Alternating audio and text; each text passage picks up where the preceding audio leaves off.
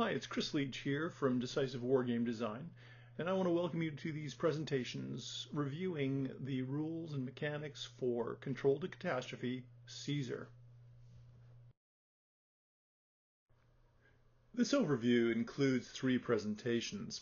Some of you might be inclined to go immediately to presentation 2, which is of course the fun bits of moving and shooting and melee, and of course the results of combat on units and ultimately the army, namely the winning and losing of the game. But I would encourage, especially for novice players, to go through each presentation in turn. I have to stress that these presentations are inherently incomplete. They deal with the core aspects of the game in terms of preparation, actual gameplay, and it does touch upon a few of the special rules and optional rules in the 3rd presentation. But as I say, the presentations are incomplete in the name of brevity. I hope that these presentations are informative enough for novice players and stimulating enough for veteran players. Now, there's much to say about the mechanics of the game, and that will come in due course. But the first thing and most obvious thing that has to be addressed is that it's a grid-based game.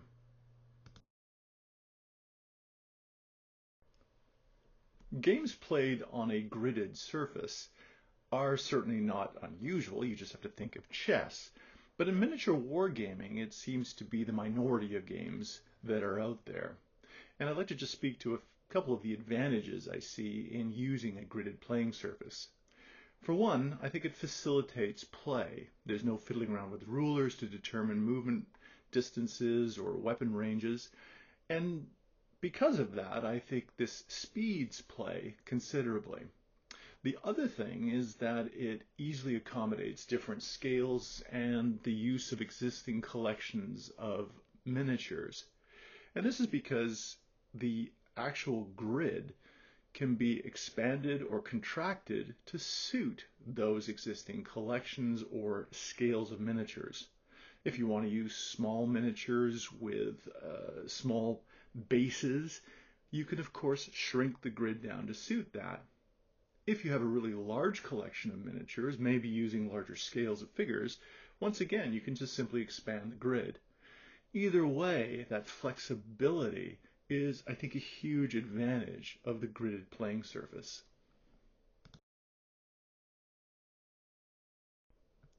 Now, there are a couple of disadvantages with a gridded playing surface, and one of those is aesthetic, in so much that a game can look a little less organic because everything is, of course, done on 90 degrees. Units face one of 4 directions, and so you can have a rather rigid looking construct. Now, I don't think this is entirely negative because for ancient and medieval wargaming, I think history shows that armies did adopt fairly linear and aligned deployments.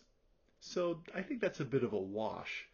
But there's no question that certain rules needed to be developed to accommodate the fact that obtuse angles of approach, for example, cannot be accommodated, and therefore, as I say, you need some special rules to deal with those peculiarities, and these will be described in due course.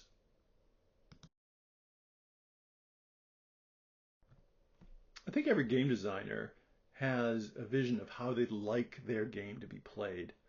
I would love to imagine that people playing Control to Catastrophe have large collections of beautifully painted miniatures and terrain features that they've modeled to decorate their battlefields, again with trees and hills and streams and all of that stuff. But the reality is, as much as we might aspire to that, it may not be so important to every player of this game. You could play Control to Catastrophe with a couple of chessboards aligned and using cardboard chits.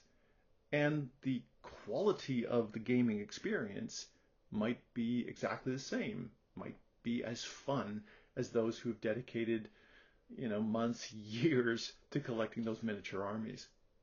So how you play Control to Catastrophe is entirely up to you.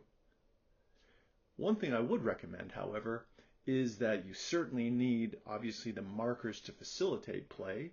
That is required regardless of how you represent your armies. And I would also encourage people to consider scenario design, whether it's about recreating a battle from the past and creating custom army lists to suit that particular historical scenario, or whether it's a made-up scenario where victory and defeat is determined not only by achieving a certain number of enemy unit losses, but perhaps securing a terrain feature, cutting through the enemy line in order to escape out the other side, capturing the enemy camp, whatever it might be. This can add interest to your games. How much time do you need to play a Control to Catastrophe game? Well, this of course varies depending on your mastery of the rules, but also the armies that you're using. Cavalry armies that rely upon shock play very quickly, partly because of the effect of their shock action. It can lead to the defeat of their opponent quite quickly, but those armies are also quite fragile and can be defeated quite quickly. Combined arms armies are more complex, require a little more thought in terms of how to use them, and so the games last a little bit longer. One thing we found is that basically games last somewhere between an hour and a half and 3 hours, certainly no more than 3 hours, and this is using the army lists that are available for the game. So time-wise, I think that it hits that kind of sweet spot. I don't like games that are too quick, especially since we only meet perhaps once a week, once a month. We want some entertainment that lasts for a while. But it also doesn't last so long to be a problem for everyone's busy lives. So an hour and a half to 3 hours should suit.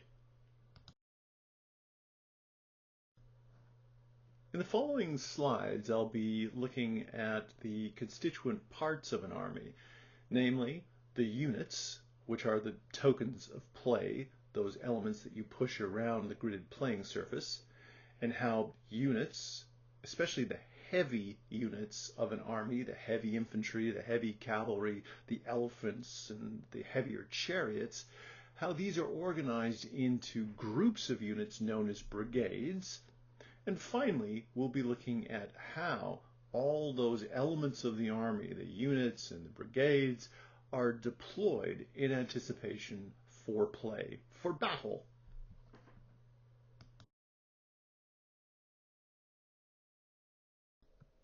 So what are units?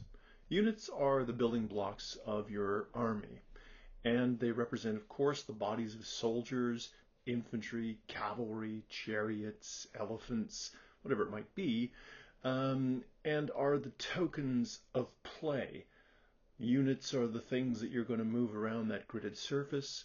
They're going to perform shooting if they're equipped to do so, and they will, of course, also ultimately, most of the time, engage in melee, hand-to-hand fighting.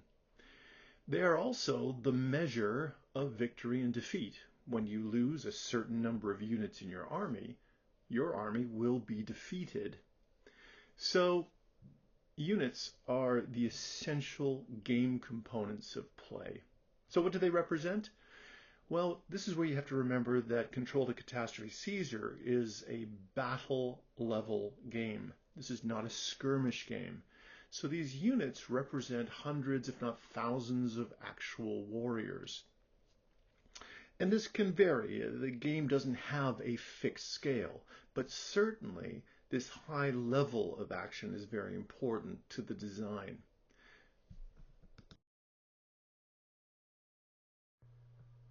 In addition to being defined as either infantry, cavalry, chariots, or elephants, units have a number of other attributes. The first attribute would, of course, be its size, and this, of course, has an impact on the endurance of the unit, its ability to take hits. And that is a fact associated with its hit triggers. As the name suggests, hit triggers are about when certain things occur based upon the number of hits the unit has taken. As I say, these are related to size. An absolutely essential attribute of the unit is its single-digit combat and control value. And finally, we have the order density, which speaks to the way in which the unit actually fights, especially in melee. You'll note in the army list to the left that I've circled those three basic sets of attributes that are noted, as I say, for every unit in every army list. You'll get used to the basic sets of attributes, and there's relatively few choices actually attached to every unit, and this will of course affect how these units perform in a game. Now, I'd like to turn our attention to each one of these attributes and explain them a little more fully. There are three basic unit sizes in Control to Catastrophe. There's a shallow-sized unit, a medium-sized unit, and a deep unit. You'll notice that unit size is expressed in terms of depth. And this is, of course, because all units occupy a box that has a consistent width. So the assumption is that the width of every unit is the same. It's only their depth that changes.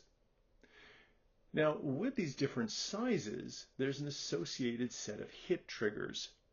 So there's three sizes and three sets of hit triggers. I believe these are actually quite easily memorized. A shallow unit has hit triggers of 3, 6, 2. At 3 hits, a shallow unit will become shaken. At 6, it will reach its threshold where it must take a catastrophe test.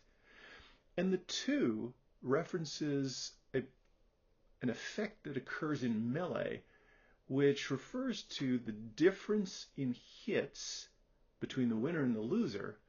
And that loser, if it suffers hits equal to or above that rupture trigger, which is what it's called, it might be forced to take another kind of catastrophe test. Now, medium unit, of course, is bigger than a shallow unit. And its numbers are, of course, instead of being 3, 6, it's 6, 12. And with a rupture trigger of 3. So once again, a difference of 3 in the melee might cause that unit to require a rupture catastrophe test. And finally, a deep unit, it can take 9 hits before becoming shaken, 18 hits before it's forced to take a catastrophe test, and again, in melee, if the difference in hits between it and its opponent is 4 and it's on the losing side, it might be again forced to take a rupture test. So, 3 unit sizes and 3 sets of associated hit triggers.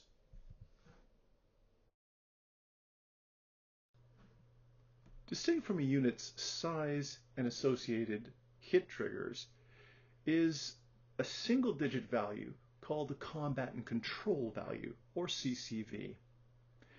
This value is absolutely essential in the game, since it represents the number of dice thrown, before any modifiers, for the particular unit when it engages in shooting or in melee combat. It's also the value that a unit uses when conducting a control test or a catastrophe test. Once again, I think these numbers are fairly easily memorized, and you'll associate a CCV with a particular unit, I think, quite quickly. There are 5 different CCVs, with the higher numbers being, of course, superior units. And I think this is indicated by the names associated with those numbers. A CCV of 6 is associated with legendary units. These are very, very rare. Slightly more common are the CCV 5 units that are referred to as tough. These are your grizzled veterans. The vast majority of units in the game have a CCV of 4. Levy units, units with some training but not particularly any significant battle training, or those operating more dispersed, so open order units, for example, are granted a lower CCV of just 3. And then that last category, which are also really quite rare to represent things like peasant levies, they have a CCV of 2. So the CCV is a critically important number, again associated with the sort of the fighting quality of the unit.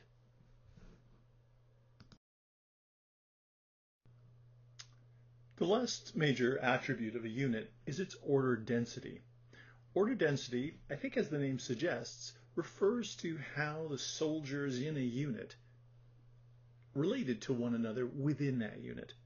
So units that are close order tend to be ones that fought in shoulder-to-shoulder formations, as opposed to, at the other end of the scale, open order, where units are, of course, widely dispersed with the individual warriors operating quite individually. You'll notice that there are heavy units and light units, and these of course refer to their order density. These are important concepts in the game, in so much that light units are not permitted to engage heavy units in melee, at least not in the open. You'll notice that the order densities are arranged in a hierarchy. And this is important in so much that in melee, units that are of a higher order density value, so let's say close order, derive a benefit when they're fighting a unit that's in a lower density. So for example, a massed order unit would gain a +1 in melee when fighting a warrior order unit. So these order densities are important in terms of communicating sort of the basic disposition, as I say, of warriors within the unit, and they get benefits from being in those higher order densities. Now, of course, there's no free lunch, and those higher order densities, for example, close order or close order pike, which is at the very top of the heap, they of course have some disadvantages in so much that if they enter terrain, they might become unformed. Whereas open order units will of course pass through terrain more easily. And indeed, some order densities are not permitted in certain kinds of terrain at all. So order density is something you want to watch for while playing the game, and certainly understand that it's an important unit attribute. Here are some examples of both unit representation and the attributes of the units that I mentioned before. I don't think it's that difficult to guess which unit in this picture is the deep unit. And it might also not be that difficult to guess which is the close order pike unit. And I suppose that's the point. The simple fact is you want to represent your units in a way that's clear both to you and your opponent, and the number of models you choose, and of course making sure that the figures themselves are historically representative of the units being modeled. I think this is all important to give both an aesthetic appeal to the game, but also has a practical purpose in gameplay. Now I have to say this image here represents what we might call a grand manner approach to unit representation. There's a lot of models here. That deep pike unit in the center of the frame, this is a very, very large unit of 28mm figures, and required, of course, a lot of money to purchase and a lot of time to paint. And a typical army would include, 3, 4, 5, 6 of these. So this is a very, shall we say, luxurious way of representing units in Control the Catastrophe. What we have in this picture is, of course, that deep close order pike unit. And in this particular case, it has a combat and control value of 4, an average unit in terms of its qualities. Next to it, to our left of the pike unit, is a medium-sized massed order heavy infantry unit, again with an average combat and control value in this particular case.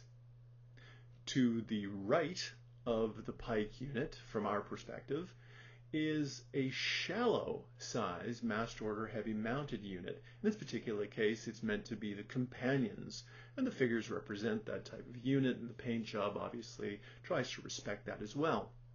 Now the companions, although they're a shallow unit, and will have hit trigger values that are proportionally quite small, they are a tough combat and control value of 5.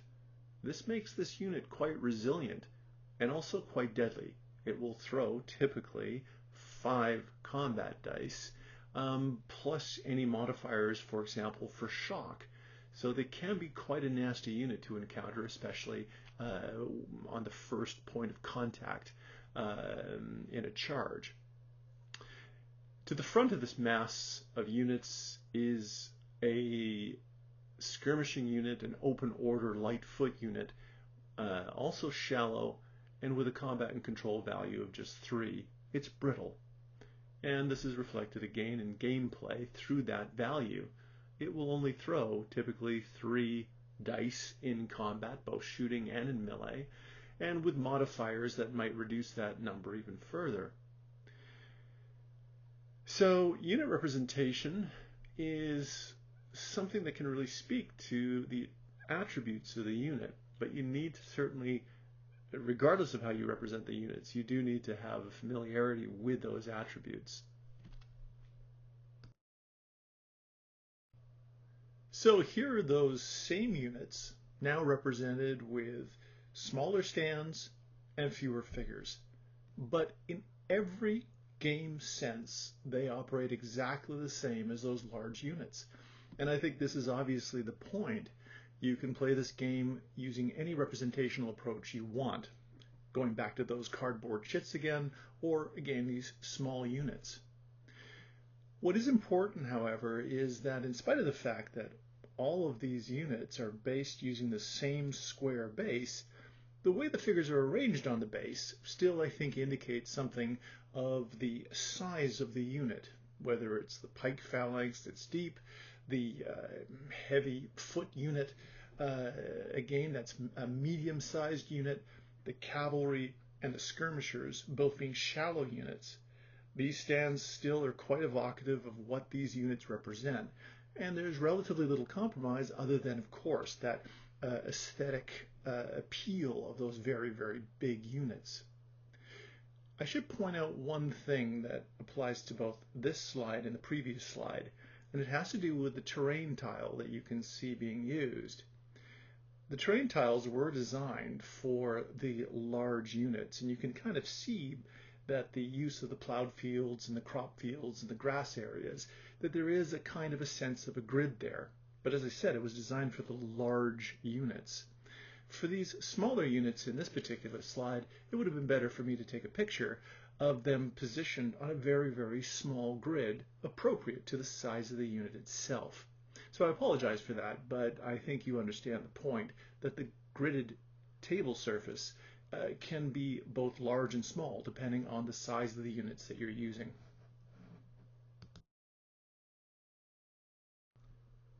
Units are the essential tokens of play in the game, but they rarely operate independently. Prior to the start of play, the commander will divide the heavy units of the army, and occasionally the light units, but generally speaking it's the heavy units of the army, into groups of units known as brigades. To each brigade, there is a general attached to one of the units. In this picture you can see on the left, you can see that rather stern figure with his escort and the standard bearer. This is the general for a brigade. While that general is attached to the brigade, that brigade is considered in command. Now, one of the important things about the brigade is that all the units that constitute the brigade are contiguously linked. In other words, there's no gaps between the units. They can be in contact with each other diagonally, in a linear array, or front to back. It doesn't matter. Units can face in any direction. But what's essential is that there be no gap between units in the brigade. And this, as I say, keeps them all in command. In other words, the player can move them quite freely from turn to turn. But, of course, in combat, units will break. And if a unit breaks and causes a gap in the integrity of the brigade, this is called splintering. And this poses a command and control problem, as the player has to decide which portion of the original brigade he keeps in command and what portion he leaves now out of command. And of course, as I think you can probably intuitively guess, units that are out of command are harder to control. The units that are in command are of course represented by that general staying with them. The units that are out of command do not have a general attached to them. So the concept of brigades is very important, and it speaks to the flexibility of an army. An army with few brigades is of course less flexible. An army with many brigades can of course apportion their generals and be more flexible in their tactical decision making. Here's that list I showed earlier on. This is for the early Achaemenid Persians.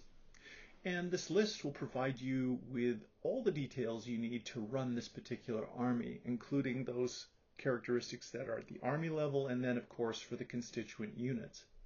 The first thing we discover is that this army has 3 heavy brigades. This is not a very large number of brigades, and it means that the player of this army has to divide all the heavy units, the heavy foot and the heavy cavalry, into 3 groups, 3 brigades. Typically, a player will probably put all the heavy infantry together. In other words, if playing this army at its full capacity, all 8 units of heavy infantry would have to be combined into 1 brigade, and then 2 brigades might be granted to the heavy cavalry, perhaps balanced 2 units each, or perhaps 1 brigade with just a single unit and another brigade with 3 units to again secure the wings of the heavy infantry line. So not a great number of brigades, but there are some options there. It should be noted that heavy infantry and heavy cavalry can in fact be combined in the same brigade, but this really limits the maneuverability of the cavalry that have of course a greater movement allowance. And you'll have to recall that brigades, all the units in a brigade have to operate collectively, contiguously, without gaps, so the cavalry are slowed if they're attached to the heavy infantry. The next detail that's presented is of course the fact that this army will be defeated when it has 6 heavy units broken. And the next point, of course, is in fact points indeed. This army is worth 166 of them. And this, of course, is the accumulation of all the units with their individual point values accumulated to amount to that 166. Every army list in the game equates to about 165 to 170 points. And this is to encourage fair play, in so much that we can achieve that kind of balance using a point system. Now, turning our attention to the table, here we see the details of all the constituent units. We can see that, for example, on the left in yellow, all the unit types are listed. All the infantry and the various cavalry types and the light foot at the bottom of the table. Looking at the rows associated with each of those unit types is, of course, all the details associated with that unit. The number of units, the attributes of the unit. In the case, for example, the Immortals are a medium unit with a tough CCV of 5, and they're massed order. They're also equipped with bows and spears. Now, if you look at the fact that there is a separate column for base combat dice and shock, you'll note that the base combat dice and the CCV are the same. And this is generally true, so this might seem redundant. But I put it there as a reminder and also as an opportunity to put in perhaps those extra combat dice for shock, if units in fact have shock. In this particular case, this army has no unit with those shock bonuses, so it doesn't appear here. So the army lists provide the player with everything they need in order to run that particular army. I should point out that most of these will become intuitive, and if you spent a year or two painting up a Achaemenid Persian army, you're probably going to remember that the immortals are tough and that they have bows and spears. But the army lists are still a useful tool in play. Now, before you can actually play a game, you need to deploy the armies on the tabletop. And Control to Catastrophe has two different methods by which to deploy those armies that you've lovingly collected and now want to play with. I'm not going to go into a great deal of detail about the deployment options. The rules are fairly brief, but they're quite distinct, and both sides have to agree, obviously, on the approach to deployment that you want to use. Map deployment, I have to say, is a more efficient approach, but I think it loses something compared to the option 1, namely the alternating process of deploying one unit at a time. But again, this is something that you can decide.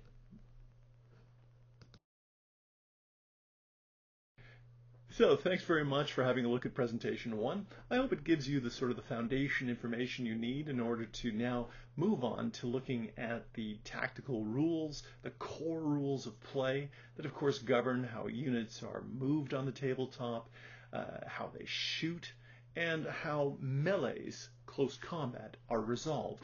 And of course, the effects of combat on both units and on the army, which of course leads to winning and losing this game.